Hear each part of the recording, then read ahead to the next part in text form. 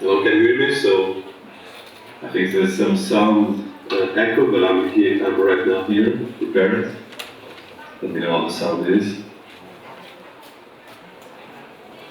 So, hello, welcome from London.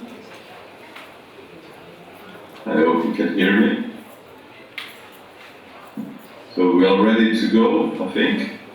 Okay, so I wish you all, I hope everybody is well and safe. Thank you, Kimiko, and everyone to get me on this excellent event, and as well being part of the Vietnam Tech Festival, the Tech Frontier. So I'm going to be talking about how COVID-19 is a chance to build a cities ABC for countries and as well Magna Carta for society.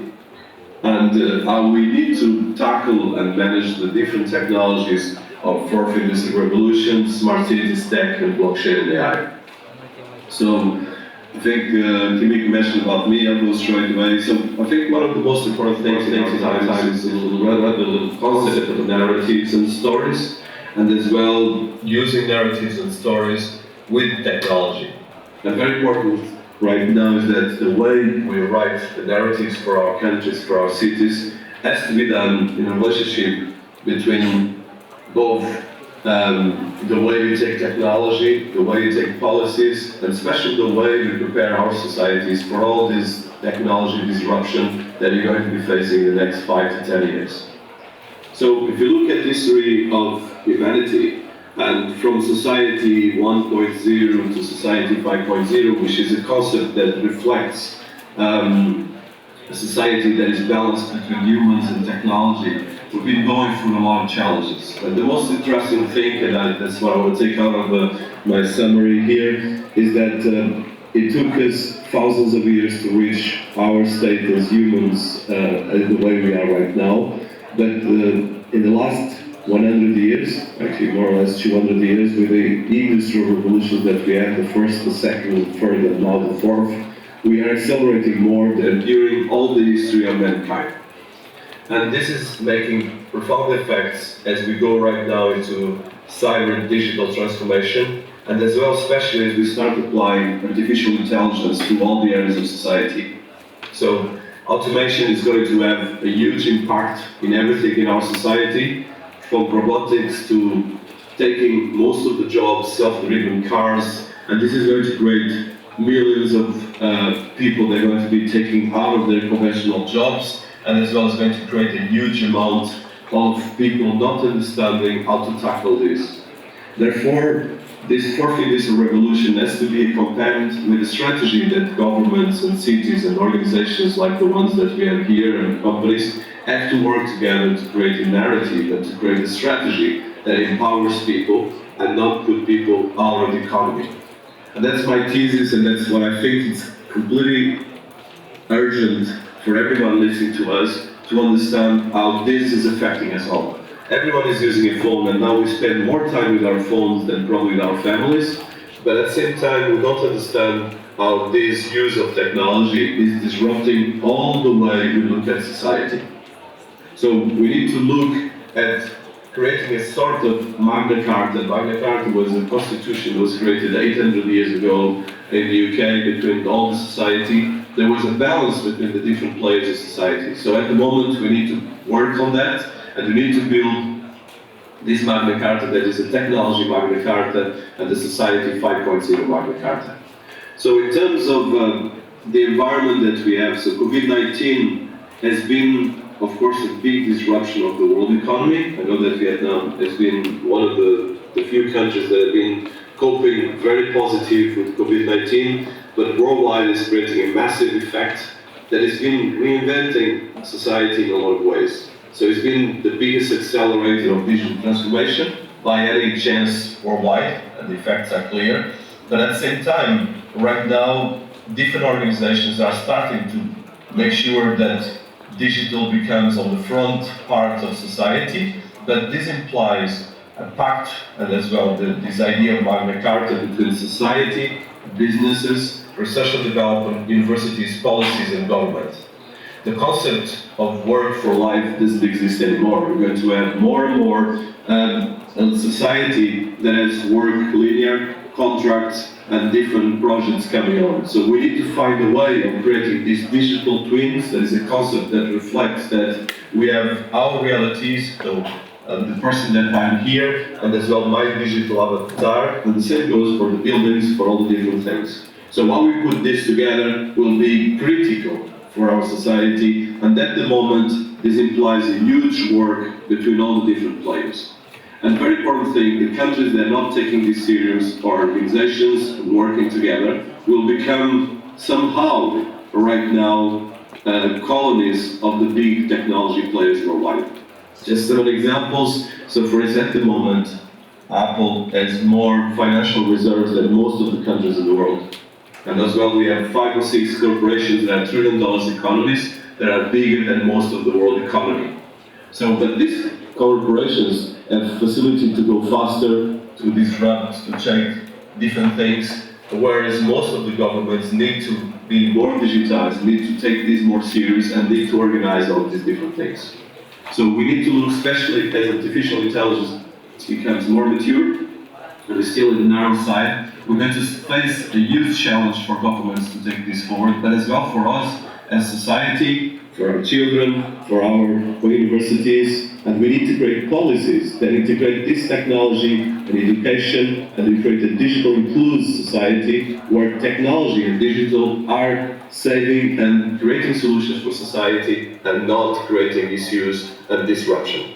And this is very important that we take this very serious right now, and that we make human-centric technology, not technology without the humans. So this is kind of my biggest challenge as a technologist and someone that is working on this, because I face the challenge, and for instance, as we start biohacking humanity, and this is happening, we're going to have much more disruption. So we need to take this very serious. For instance, COVID, as I mentioned, is disrupting the world economy, but created a much bigger capacity for some of these corporations to take entire parts and chunks of society. So we need to find a way of making this balance, and we need to work urgent now. And this is my advice for everyone listening to us. If you don't take this serious, we're definitely going to have countries that are going to be colonies of other countries, or even colonies of big corporations worldwide. So I hope that this doesn't happen. We need to work together, and this implies creating a digitization that is focused on government, society, citizens, and academic research.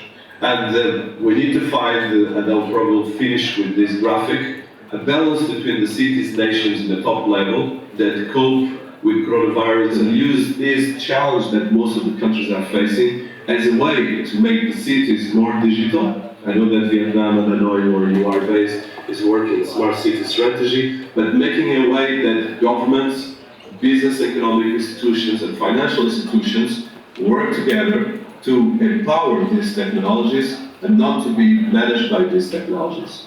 And very important thing, health data, education, manufacturing, retail, and trade and transportation need to be all digital, because if it's not digital, what's going to happen is that this data will be managed by big international corporations that can actually extract the value of an economy and then tackle it very fast. And if a government doesn't have this data, cannot act on the way to improve the lives of their citizens, and as well business and the society at large cannot cope and find solutions for this. So we need to create a new empowerment model. They use a sort of a smart Keynesian model that is an approach to economy with circular economy, but as well with tech at the basis. So circular economy in the sense of a sustainable economy, and technology at the basis to make the bridge between two different things. And this is the only way for us to cope with the velocity. You have to see that, for instance, during the last 6 months, the world economy has been establishing a rapidity in terms of digital that was not possible in the last 10 or 20. The point right now is that a lot of small businesses are disappearing because they cannot cope with the challenge of disruption, especially in tourism in a lot of areas. So we need to find a way of balancing these different things. And of course, hopefully as COVID gets solved, that our society gets more digital prepared for this. So I very urge everyone listening to us to understand that digital transformation is the biggest urgent subject for our civilization. And it is in two ways. So we can take it in one direction that makes us create a dystopian of utopia, or that somehow a narrative that can actually create more disruption, or at the same time use this to empower our society, our governments, our business, and our financial institutions to work together and to find a balance. And this is critical. And I would say that the countries that don't really look at this series are going to be colonies of other countries or corporations.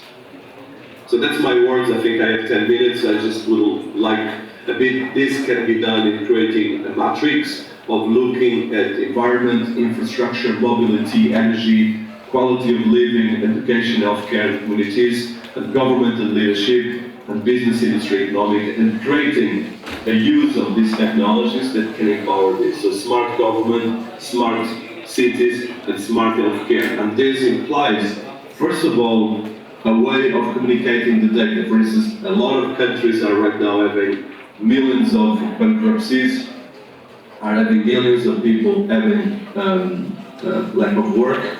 And I think just the fact that if you understand that we have this quantity of people having these challenges, we can understand what to help, the business that we can help, the ones that we can actually teach how to get more advanced. And for instance, just finishing with some numbers, for instance, worldwide there's 430 million SMEs, and from these 430 million SMEs, most of them are the biggest chunk of the world economy.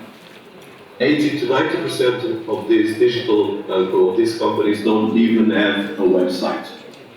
All of these companies are going to struggle with everything happening, and probably most of them will disappear and be replaced by automated systems. So we need to find ways of making sure that these people are part of this digital revolution, and we need to make sure that all, especially in events like this, we create awareness, but we create as well policies and alliances how to put everyone together and how to find the best way of managing this.